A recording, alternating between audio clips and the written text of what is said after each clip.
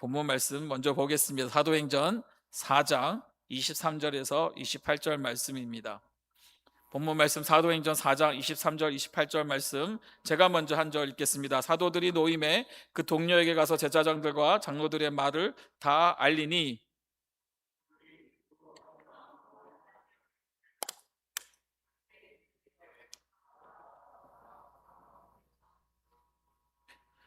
또 주의 종 우리 조상 다윗의 입을 통하여 성령으로 말씀하시기를 어찌하여 열방이 분노하며 족속들이 허사를 경영하였는고.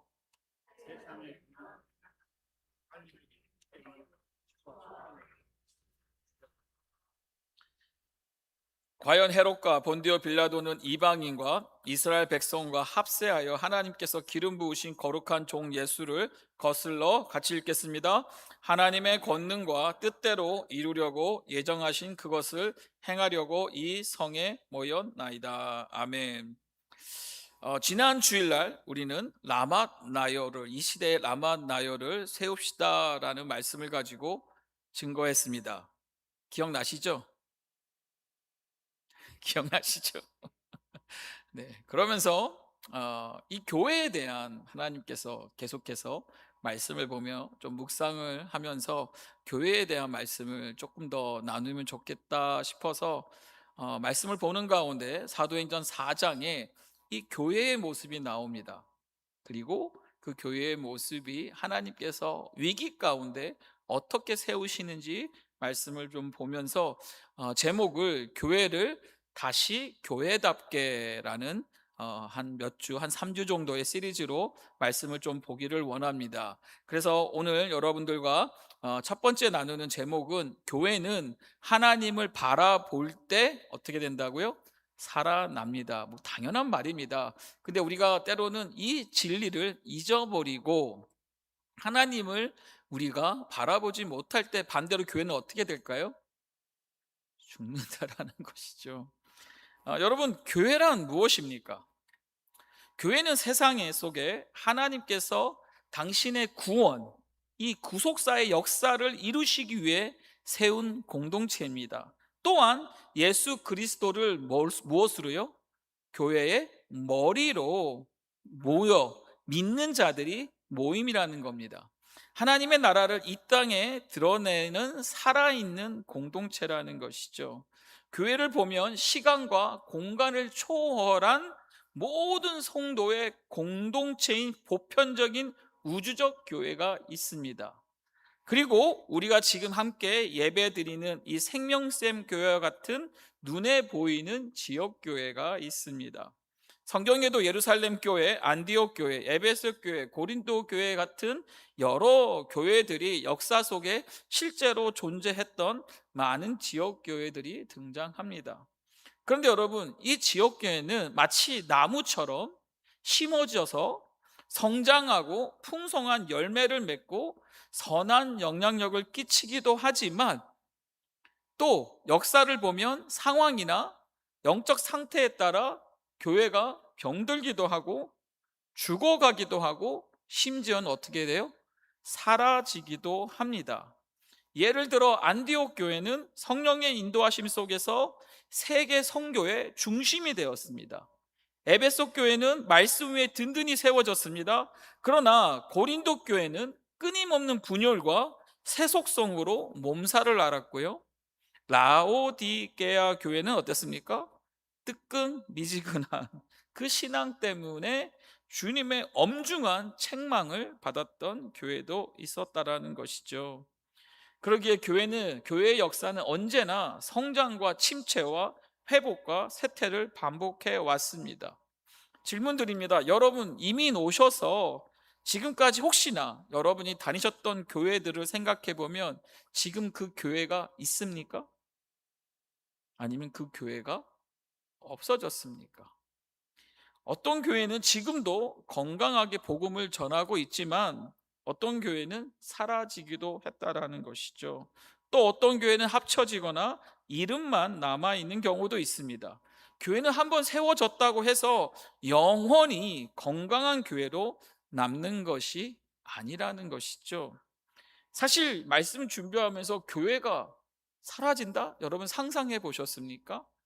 예수님이 머리 되신 교회인데 어떻게 교회가 사라질 수 있죠?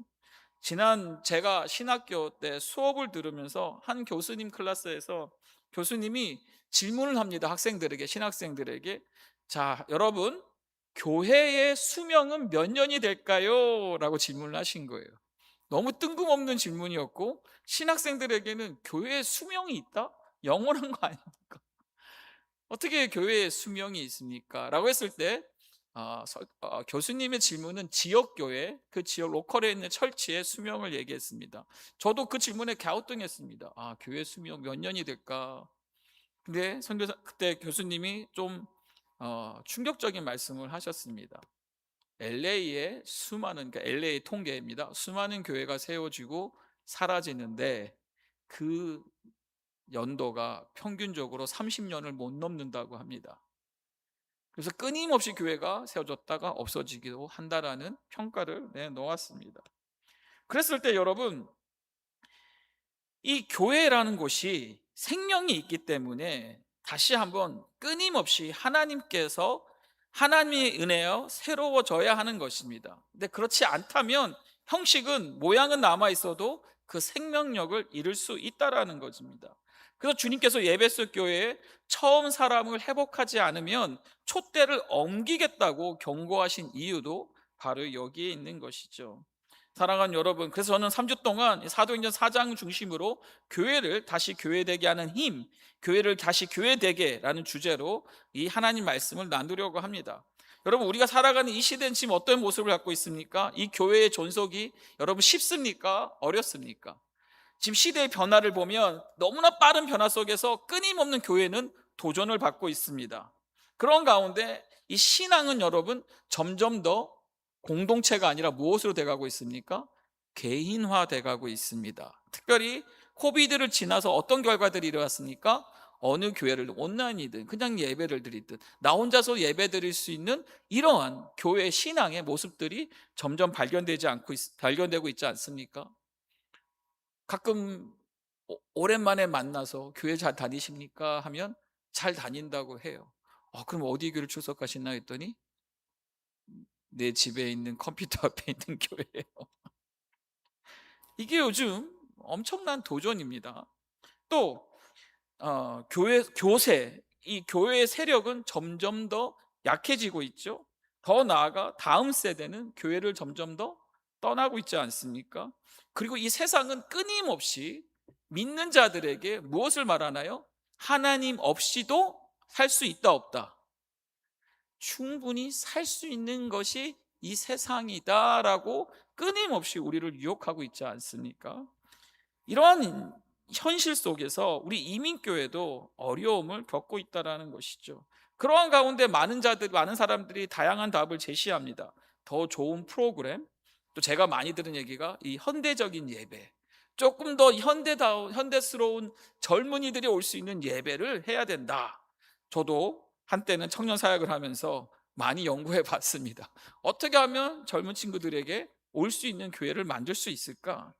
그리고 또 체계적인 시스템, 그리고 또 훌륭한 리더십, 카리스마적인 목회자들, 이러한 리더십이 필요하다라고 말합니다.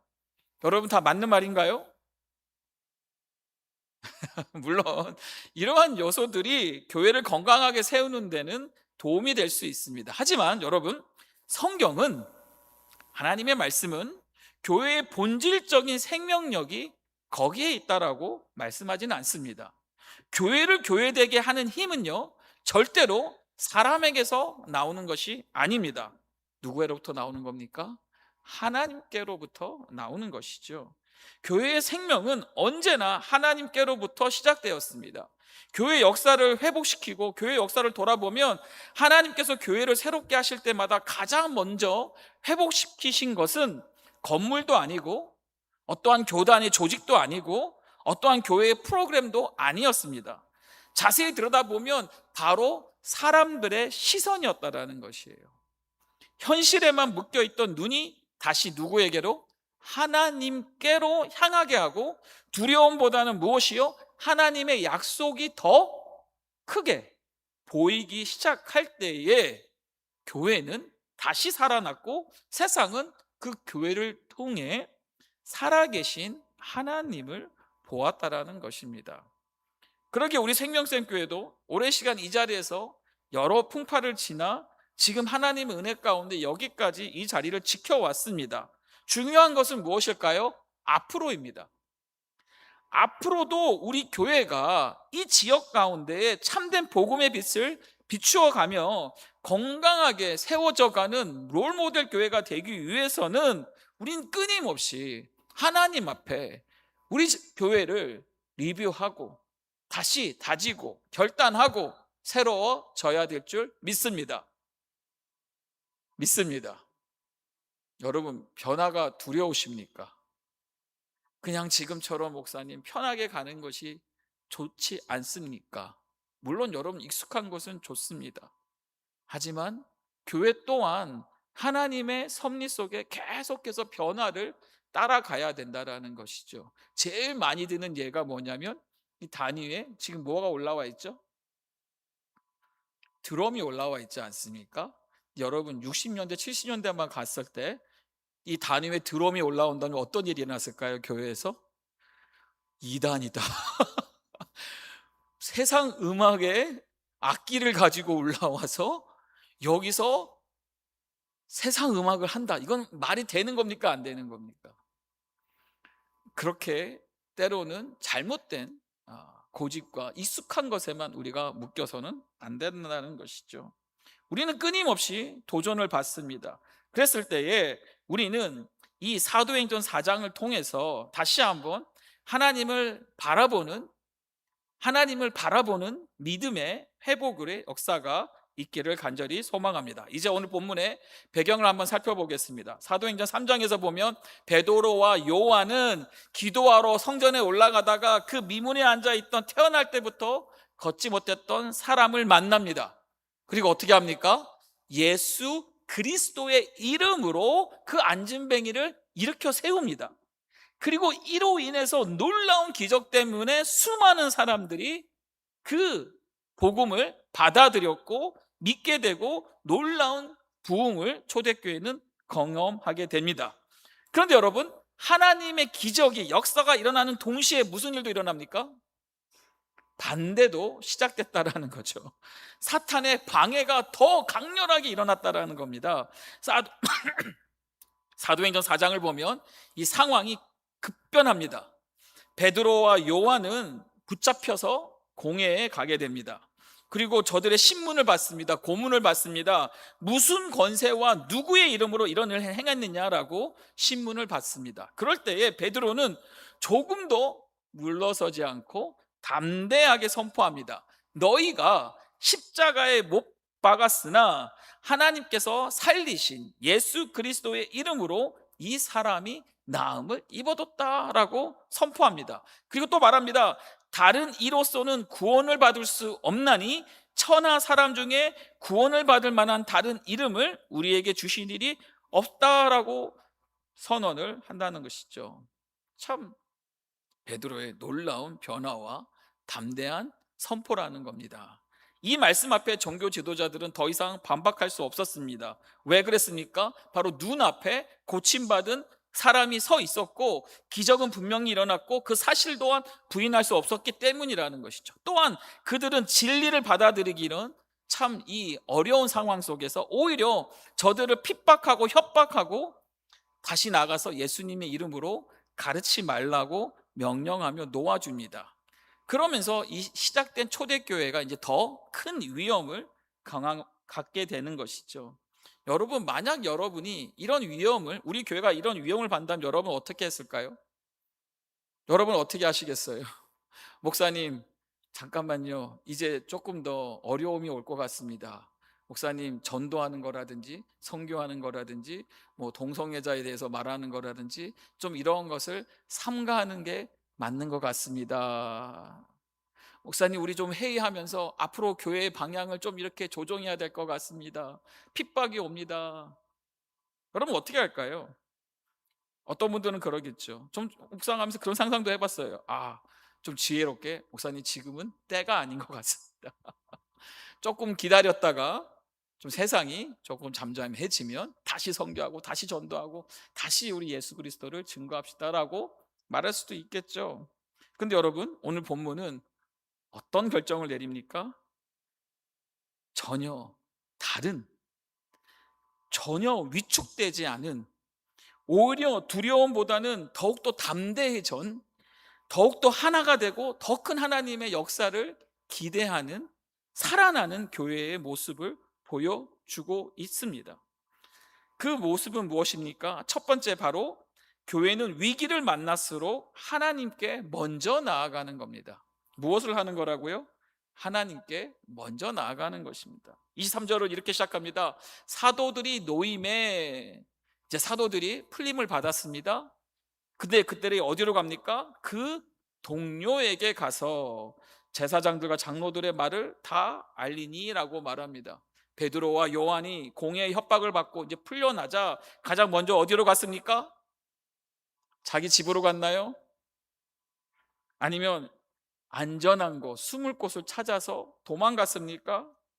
아니면 이제는 정말 도와줄 사람을 좀 찾아야겠다 해서 변호사를 찾으러 갔습니까? 어디로 갔다고요? 동료에게 갔다라는 거예요. 무엇을 말하는 겁니까? 그들은 가장 먼저 풀려난 다음에 교회로, 교회 공동체로 돌아갔다라는 것입니다.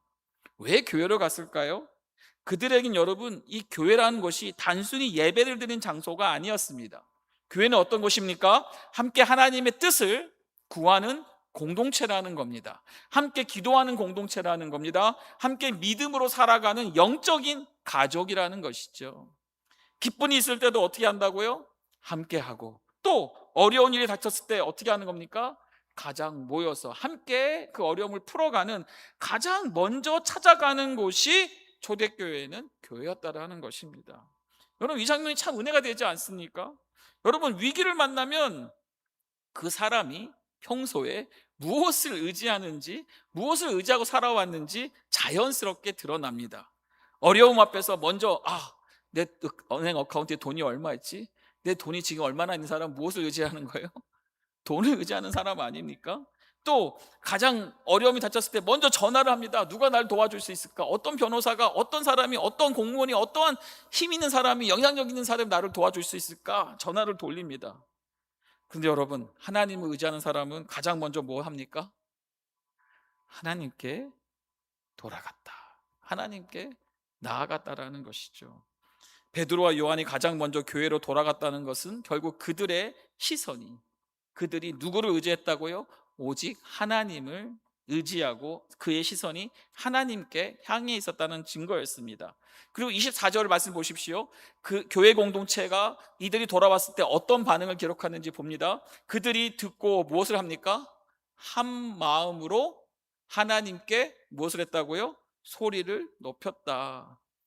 저들이 한 마음으로, 자, 우리 모든 운영위원들 모이십시오, 우리 모든 구역장님들 모이십시오, 우리 한번 대책회의를 열어야겠습니다. 이제 사도 요한과 베드로가 와서 보고를 보니까 이제는 우리가 많은 사람들이 이 협박 속에서, 핍박 속에서 어려움을 당할 것 같은데 라며 회의를 하지 않았다라는 거예요. 무엇을 했습니까? 저들이 함께 모여서 한 마음으로 하나님께 소리를 높여 하나님께 함께 기도했다라는 것입니다. 중요한 것은 여기서 한 마음이라는 표현입니다. 원어의 뜻 찾아보면 한 뜻으로, 또한 한 마음으로, 또한 같은 방향을 바라보며 라는 의미가 담겨 있습니다. 다시 말하면 위기가, 여러분, 교회를 흐트러 놓은 것이 아니라 뭐 한 거예요? 오히려 교회를 한 곳으로 모으는 하나님의 인도하심을 경험했다라는 것이죠. 위기 앞에 성도는, 교회는 더 함께 모인다라는 겁니다. 그러면서 오히려 하나님 앞에서 더욱 하나님이 하나 되게 만든 것을 우리는 볼 수가 있죠. 이것이 건강한 교회의 모습이라고 생각합니다. 문제가 생길 때 서로를 원망하는 공동체가 아니라 함께 무릎을 꿇을 수 있는 공동체, 어려움이 찾아올수록 사람을 탓하는 공동체가 아니라 함께 하나님을 찾는 공동체, 바로 그런 교회를 하나님은 사용하시는 것이죠. 여러분, 문제가 생기면 가장 무엇부터 하시나요? 어떤 사람은 인터넷도 찾아봅니다. 챗GPT에 돌려 가지고 이제는 AI하고 상의를 하죠. 어떻게 해야 하면 될까? 이걸 어떻게 해야 되나? 도움을 구합니다. 어떤 사람은요, 자기가 알고 있는 지인들에게 전화를 합니다. 변호사에게 전화를 합니다. 의사에게 전화를 합니다. 아는 사람에게 전화를 해서 어떻게 해야 돼? 좀 도와줘. 라는 도움을 요청합니다. 또 많은 분들이 이렇게 하는 것 같은데, 어떤 사람은 밤새 뭐 하죠? 어려움 때문에 걱정하죠. 고민하죠. 잠 못 자죠. 아이고, 이거 어떻게 하면서 답도 없는데 계속 고민과 어려움 속에 갇혀버리죠. 모든 방법을 다 써본 다음에 뭐예요? 이제 하나님 도와주세요. 아무것도 안 이게 어떻게 이렇게 안 됩니까? 하나님 좀 살아계시면 도와주세요라고 마지막에 하나님을 찾았다는 것이죠. 그런데 오늘 말씀을 다시 보시면 초대교회는 달랐다라는 거예요. 그들에게는 기도가 마지막 선택이 아니라 무엇이었습니까? 첫 번째 선택이었다라는 겁니다. 왜 그렇습니까? 그들은 하나님께서 지금도 일하고 계신다라는, 하나님이 지금도 이 세상 모든 만물을 주관하신다는 그 사실을 믿었기 때문에 가장 첫 번째 선택이 하나님이었다라는 것이죠. 생각해 보면 여러분, 기도는 단순히 어려울 때 하는 종교적인 행위가 아니라는 것입니다. 기도는 내가 누구를 가장 신뢰하는지를 보여주는 믿음의 고백인 것입니다. 그래서 기도의 우선순위는 믿음의 우선순위를 보여주는 것이죠. 여러분, 교회도 마찬가지입니다. 하나님이 살아있는 교회는, 계속해서 성장하는 교회는, 성숙해지는 교회는 문제가 없어서 기도하는 교회가 아닙니다. 문제가 있을수록 더 하나님께 나아가는 교회이고, 그렇기 때문에 첫 번째 메시지가 무엇이냐? 교회를 다시 교회되게 하는 것은 문제가 사라지는 데 있는 것이 아니라 무엇이라고요? 하나님께 가장 먼저 나아가는 믿음에 있다라는 것입니다. 여러분, 요즘 여러분의 마음을 무겁게 하는 일이 있으십니까? 아마도 어떤 분들은 가정의 문제일 수도 있고, 건강의 문제일 수도 있고, 자녀에 대한 걱정이나 미래에 대한 염려일 수도 있습니다. 그렇다면 오늘 하나님께서 여러분에게, 우리에게 묻고 계세요. 너는 지금 가장 먼저 누구를 찾고 있느냐? 여러분, 주님의 질문에 여러분들이 저는 하나님입니다 라고 여러분 고백할 수 있습니까? 우리의 첫 번째 반응이 우리 현재 믿음의 상태를 보여줍니다. 교회를 다시 교회되게 하는 것은 위기가 없는 데 있는 것이 아니라, 위기 속에서도 가장 먼저 하나님께 나아가는 믿음에 있는 줄 믿습니다. 그리고 초대교회는 하나님께 나아갔을 때에 그들의 기도를 아주 특별한 고백으로 시작합니다. 그들은 먼저 하나님이 어떤 분이신지를 바라보았습니다. 그리고 그 고백 속에서 흔들리지 않는 이 교회의 두 번째 비밀을 발견하게 됩니다. 두 번째는, 교회는 문제보다 하나님을 더 크게 바라봅니다. 여러분, 교회가 어떻게 시작되었습니까? 말씀을 보시면 교회는 성령께서 임하심으로, 오순절 마가의 다락방에 임하심으로 교회가 시작된 것을 볼 수 있습니다. 그런데 여러분, 성령께서 임하시기 전에 먼저 있었던 것이 있습니다. 무엇이었습니까? 바로 주님이 제자들에게 말씀하셨죠. 예루살렘을 떠나지 말고 기도해라. 그러면 성령을 너에게 주리라 하셨던 그 약속을 붙들며 한 마음으로 기도한 일이었습니다. 다시 말하면 교회의 시작은 무엇이었다고요? 약속을 붙든 기도였다라는 겁니다. 오늘 본문에서 초대교회는 위기를 만났을 때 가장 먼저 기도합니다. 그런데 그들이 하나님께 기도를 시작하면서 가장 먼저 드린 고백이 여러분 무엇인지 24절 다시 한번 봅니다. 이렇게 기록하고 있습니다. 대주제여, 천지와 바다와 그 가운데 만물을 지은 이시여라고 기록합니다. 우리가 기도를 시작할 때 대부분은 무엇부터 시작합니까? 내 사정, 내 문제부터 이야기하지 않습니까? 하나님, 이거 정말 이렇게 해서는 안 되는 것 같습니다. 하나님 좀 도와주십시오. 하나님, 이 문제를 해결해 주십시오. 하나님, 의사를 만나는데 하나님 이거 꼭 하나님 해결해 주세요 라면서 대부분 우리 내 현실에서 우리 기도는 출발합니다. 그런데 초대교회는 달랐다라는 거예요. 그들은 문제를 말하기 전에 먼저 무엇을 말하고 고백하고 있습니까? 하나님이 어떤 분이신지를 고백하고 있습니다. 이것이 믿음이라는 겁니다. 기도는 하나님께 우리의 형편만을 알려드리는 시간이 아닙니다. 여러분, 하나님이 이미 우리의 모든 사정을 알고 계실까요? 모르고 계실까요?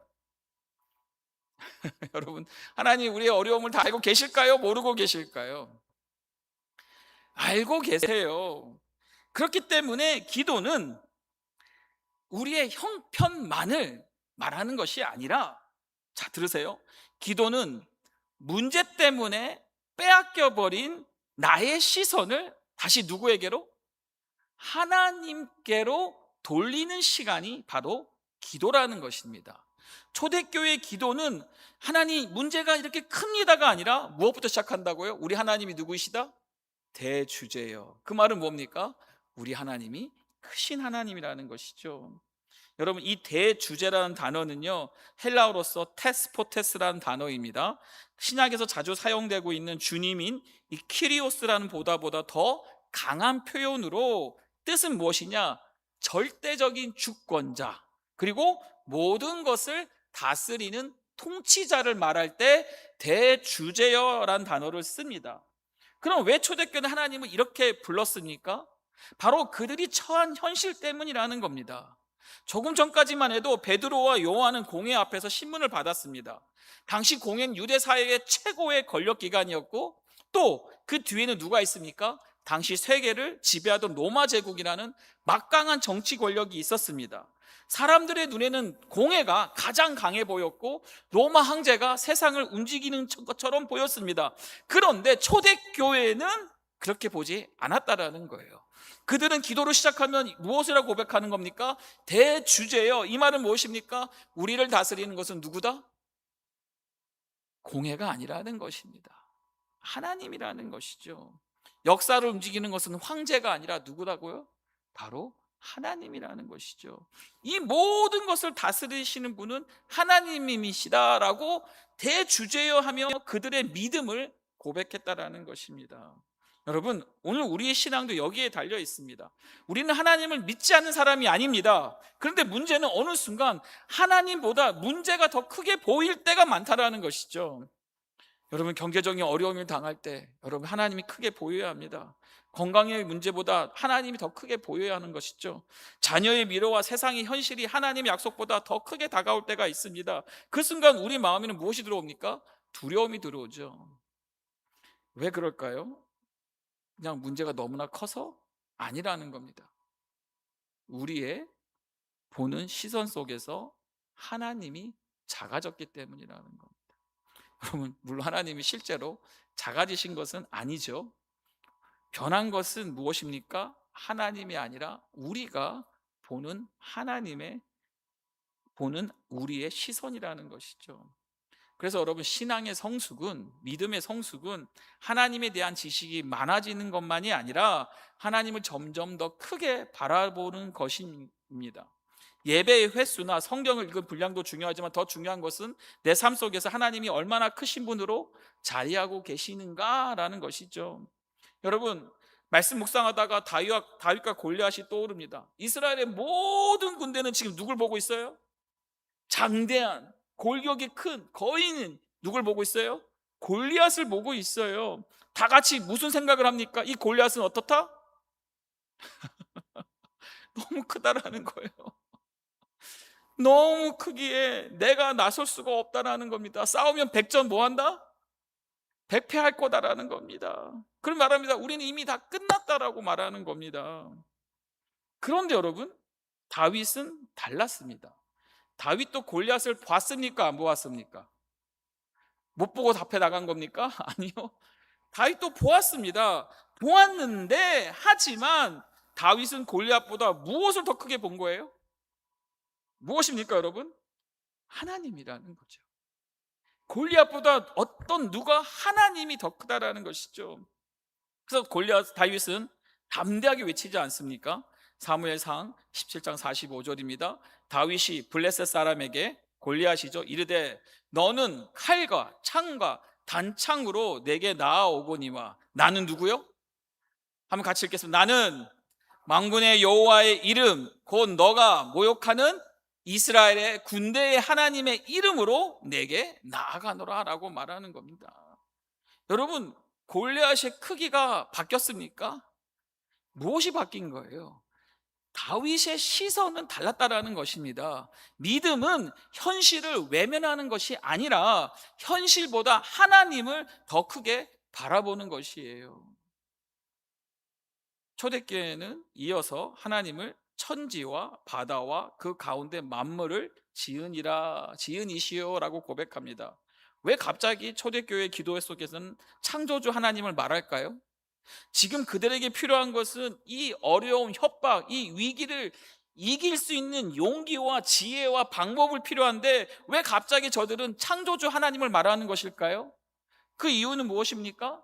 바로 여러분, 창조주를 바라보는 사람은요, 피조물을 두려워하지 않기 때문입니다. 저들이 만든 공예도 피조물입니다. 로마도 피조물입니다. 황제도 피조물입니다. 사탄 마귀도 피조물입니다. 세상의 어떤 권세도 하나님께서 허락하신 범위를 넘어설 수 있다 없다? 없다라는 것이죠. 초대교회는 세상의 권력을 바라보지 않고 그 권력 위에 계신 누구를 여러분? 창조주이신 하나님을 저들은 기도하며 찬양했다라는 것이에요. 우리가 시작에 부른 찬송가가 뭐였습니까? 주 하나님 지으신 모든 세계. 오늘 왠지는 모르겠지만 1부 때 이 찬송이 조금 더 은혜가 있었습니다. 찬송이 끝나고 성도님들이 마음이 울컥해지고 마음이 따뜻해져서 눈물을 흘렸습니다. 왜입니까 여러분? 주 하나님이 지으신 모든 이 세계에 바로 창조주 하나님을 찬양하는 우리의 마음, 하나님이 믿음을 향한 노래라는 것이죠. 창조주 하나님을 바라보는 순간 문제가 사라지는 것은 아닙니다. 그러나 여러분, 그 문제의 크기는 달라질 수 있습니다. 더 정확히 말하자면 문제가 제 자리를 찾는 것입니다. 어떻게 해요? 나를 지배하고 있던 문제가 더 이상 나를 지배하지 않는 것이라는 것이죠. 언제예요? 우리가 하나님을 찬양할 때, 창조주 하나님을 바라볼 때라는 것입니다. 여러분, 지금 여러분 눈에는 무엇이 가장 크게 보이십니까? 이 세상 모든 것을 창조하신 하나님이 여러분 크게 보이시나요? 오늘 하나님께서는 저와 여러분의 이 시선을 다시 눈을 들어 이 모든 만물을 창조하신 하나님을 보시기를 원하시는 줄 믿습니다. 마지막 세 번째로, 살아있는 교회는요, 현실을 하나님의 주권으로 해석하는 겁니다. 초대교회의 기도는 여기서 한 걸음 더 나아갑니다. 그들은 하나님이 크신 분이라고 고백하는 데서 그냥 멈추지 않았습니다. 자신들에게 일어나고 있는 이 현실까지도 하나님의 시선으로 해석하기 시작했습니다. 25절부터 그들은 갑자기 다윗이 기록한 시편 2편을 인용합니다. 25절입니다. 또 주의 종, 그래서 말합니다. 누구요? 우리 조상 다윗의 입을 통하여 성령으로 말씀하시기를. 이 말이 무엇입니까? 바로 시편 2편 1절 2절의 말씀입니다. 그러면서 말합니다. 어찌하여 열방이 분노하며 족속들이 허사를 경영하였는고, 세상의 군왕들이 나서며 관리들이 함께 모여 주와 그의 그리스도를 대적하도다 하신 이로소이다 라고 말하는 거예요. 왜 갑자기 시편을 인용했습니까? 이유는 바로 지금 자신들에게 일어나고 있는 이런 협박과 대적들이 왜 일어나는 거예요? 바로 이미 다윗에게 하신 말씀, 이미 하나님이 예언하시고 예고하시고 하나님이 허락하셨던 일이라는 것을 저들은 시편 말씀을 보며 다시 해석하고 있는 것이죠. 무엇입니까? 믿음은 여러분 현실을 외면하는 것이 아니라 이 현실을 하나님의 말씀으로 해석하는 것입니다. 같은 사건을 만나도 믿음 있는 사람과 없는 사이의 차이는 사건 자체가 아니라 그 사건을 바라보고 해석하는 관점의 차이라는 것입니다. 우리도 살아가면서 수많은 일을 경험합니다. 몸이 아프기도 하고 사업이 어려워지기도 하고 가정이 예상하지 못한 문제가 생깁니다. 그때 기도했는데 하나님이 침묵하시는 것처럼 느껴질 때도 있습니다. 그때 가장 중요한 것이 무엇이에요? 무슨 일이 일어났느냐가 아니라 그 일을 하나님께서 왜 허락하셨는지, 어떻게 허락하셨는지, 무엇을 말씀하시려고 하시는지 하는 해석이라는 것이죠. 세상은 모든 일을 무엇으로 취급합니까? 때로는 우연이나 아니면 무엇으로요? 운으로, 애군으로, 이렇게 해석을 하지 않습니까? 하지만 하나님의 사람은 모든 것을 다르게 본다라는 거예요. 하나님께서 허락하신 말씀 안에서 현실을 해석한다라는 겁니다. 초대교회는 이 공의의 협박을 보면서도 우리가 망했다라고 말하지 않았습니다. 하나님께서 이미 시편 2편을 통해 말씀하셨던 일이 지금 이루어지고 있다라고 고백하는 거예요. 이것이 믿음이란 겁니다. 27절을 보십시오. 과연 헤롯과 본디오 빌라도는 이방인과 이스라엘 백성과 합세하여 하나님께서 기름 부으신 거룩한 종 예수를 거슬러라고 말합니다. 과연이라고 단어 써 있죠. 이미 다윗을 통해 하나님이 하셨던 말씀대로 과연 저들이 진짜 예수를 거슬르고 있다라는 겁니다. 그러니까 여러분, 사람의 눈으로 보면 위기입니다. 하지만 하나님의 말씀을 가지고 보면 이건 위기가 아니라 하나님의 주권 아래에 있는 일어나는 일이라는 것이죠. 여러분, 인간의 눈을 보면 십자가 안에서 죽으신 예수님은 성공입니까? 실패입니까? 실패라는 것이죠. 제자들은 다 두려워 흩어졌습니다. 그리고 금요일 저녁까지만 본다면 십자가는 철저한 실패처럼 보였습니다. 그런데 초대교회는 십자가를 그렇게 해석하지 않았습니다. 28절입니다. 하나님의 권능과 뜻대로 이루려고 예정하신 그것을 행하려고 이 성에 모였나이다 라고 표현하고 있습니다. 여러분, 이게 놀라운 고백이라는 거예요. 무엇입니까? 하나님의 권능과 뜻대로 이루려고 예정하신 일이라는 겁니다. 여러분, 이렇게 해석할 수 있다라는 거, 이게 바로 하나님을 크게 보는 자의 해석이라는 겁니다. 우리 삶에 여러분, 왜 이런 일이 일어날까를 하나님이 왜 이런 일을 허락하셨을까? 하나님의 뜻이 무엇일까? 그것을 묻는 질문, 이 질문에는 큰 차이의 답을, 큰 차이의 신앙의 열매가 있다라는 것이죠. 하나님, 왜 이런 일이 일어나요? 그러면은 하나님 향한 불평과 불만이 되고 내 마음은 절망하고 실망하고 또 나는 또 어떻게 됩니까? 하나님부터 멀어지는 그러한 신앙의 열매가 있지만, 이 상황을 하나님 왜 저에게 허락하셨습니까? 하나님, 이런 어려움이 저에게 무엇을 말씀하시려고 합니까? 하면서 어떤 차이가 일어나는 겁니까? 더 하나님께 가까이 가고 더 하나님께 물으면서, 또 성경 말씀을 묵상할 때 여러분 그런 경험 하셨어요? 말씀을 묵상하는데 거기서 하나님 답이 이렇게 올라와요. 하나님이 뜻이 있는 가운데 그런 연단을 주셨기 때문에 내가 더 신앙의 사람으로, 믿음의 사람으로, 또 하나님을 찬양할 수 있는 사람으로, 다윗이 압살롬에 의해서 도망갈 때 그는 더 오히려 하나님을 찾게 되지 않았습니까? 그러면서 하나님이 허락하셨기 때문에 시바가 지금 저렇게 나를, 사무엘가 나를 이렇게 조롱하는 것도 다 괜찮다라고 하는 그 하나님의, 다윗의 고백이 있지 않았습니까? 무엇입니까? 바로 하나님의 주권이라는 것입니다. 여러분, 한 가지를 분명히 해야 합니다. 하나님께서 악을 만드셨다는 뜻은 아닙니다.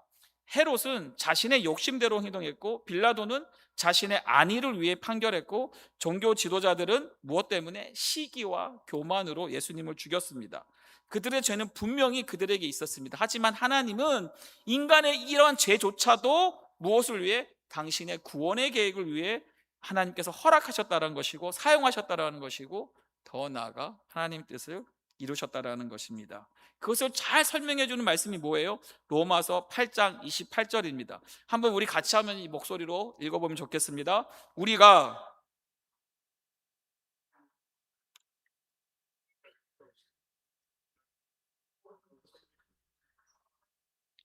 아멘, 아멘. 여러분 믿으십니까?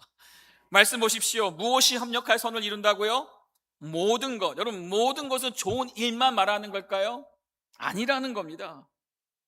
우리의 눈물, 우리의 실패, 우리의 억울함, 우리의 질병, 이 모든 일도 다 포함했다라는 것이죠. 그러면서 하나님은 선한 것만 사용하시는 분이 아니라 이 악한 것까지도 무엇으로요? 선으로 바꾸실 수 있는 분이다라는 것을 성경은 우리에게 알려주고 있습니다. 여러분, 요셉의 삶이 어땠습니까? 형들이 요셉을 미워했습니다. 그래서 어떻게 하려고 했죠? 죽이려고 했습니다. 그러다가 노예로 팔지 않았습니까? 그러다가 그는 어디에 갑니까? 결국은 억울하게 감옥에 가게 되지 않습니까? 여러분, 그때까지만 보면 그의 인생은 무엇의 연속이었습니까? 실패의 연속이었어요. 그런데 마지막에 요셉은 어떻게 고백합니까? 창세기 50장 20절입니다. 당신들은 나를 해하려 하였으나 하나님은 그것을 선으로 바꾸사 오늘과 같이 많은 백성의 생명을 무엇하기 위해, 여러분? 무엇하시기 위해요? 구원하게 하시라. 이 요셉은 이 상황을 지금 말씀으로 해석했다라는 거예요. 그러니까 하나님께서는 우리의 수많은 이 악을 허락하시지만 그것이 악으로 끝나는 것이 아니라 무엇을 사용하신다고요? 생명을 살리는 구원의 통로로 사용하신다라는 거예요. 여러분, 우리 안에, 우리 삶에 지금 위기와 어려움이 있으니까 여러분, 믿으시기를 바랍니다. 그 어려움과 위기가 결국 무엇이 될 것이다? 생명을 구원하는 통로가 될 줄 믿습니다. 하나님의 주권은 인간의 악보다 크고 하나님의 계획은 우리의 실패보다 크다는 사실이죠. 초대교회는 우리에게 분명히 말하고 있습니다. 지금은 다 이해되지 않아도 하나님은 여전히 일하고 계시다는 사실. 십자가를 보면, 금요일만 보면 실패했지만 부활의 아침이 오자 십자가는 인류를 구원한 하나님의 가장 위대한 승리가 되었습니다. 하나님은 언제나 금요일의 절망 속에서도 부활의 아침을 준비하시는 분이라는 것이죠. 그렇기 때문에 믿음은 모든 것을 이해하는 것이 아니라 이해되지 않아도 하나님을 어떻게 하는 것이에요? 신뢰하는 것입니다. 여러분, 말씀 맺도록 하겠습니다. 오늘 우리는요, 초대교회를 통해 교회를 다시 교회되게 하는 첫 번째 힘이 무엇인지를 함께 살펴보았습니다. 초대교회는 위기를 피하지 않았습니다. 그러나 위기 앞에서 무너지지도 않았습니다. 그들은 가장 먼저 하나님께 나아갔고 문제보다 하나님을 더 크게 바라봤으며 이 위기와 이 현실을 하나님의 말씀과 하나님의 주권으로 해석하였습니다. 놀라운 것은 그들의 환경이 바뀐 것이 아니라는 점입니다. 여전히 공회의 핍박과 협박이 여전히 남아 있었고 더 큰 박해가 지금 기다리고 있는 상황이었습니다. 그런데도 그들은 두려움에 눌리지 않았고, 왜 그랬습니까? 환경이 변해서가 아니라 하나님을 바라보는 시선이 변했기 때문이라는 것입니다. 여러분, 오늘 우리에게도 동일한 은혜가 필요합니다. 하나님께서 우리의 문제를 당장 모두 없애 주실 수도 있습니다. 그러나 때로는 그 문제를, 위기를 그대로 두십니다. 왜 그렇습니까? 먼저 우리의 시선을 바꾸시고 우리의 믿음을 더 새롭게 강하게 하시는 하나님의 연단이라는 것이죠. 하나님은 우리의 환경보다 먼저 우리의 마음과 시선을 새롭게 하시기를 원하시기 때문이라는 것입니다. 여러분, 하나님을 크게 보는 사람은 두려움이 작아지고 크게 보는 교회는 세상을 두려워하지 않습니다. 저는 하나님께서 우리 생명샘 교회를 그런 교회로 세워 가실 줄 믿습니다. 위기 앞에서 가장 먼저 하나님께 나아가는 교회가 되기를 원합니다. 문제보다 하나님을 더 크게 바라볼 수 있는 교회가 되기를 원합니다.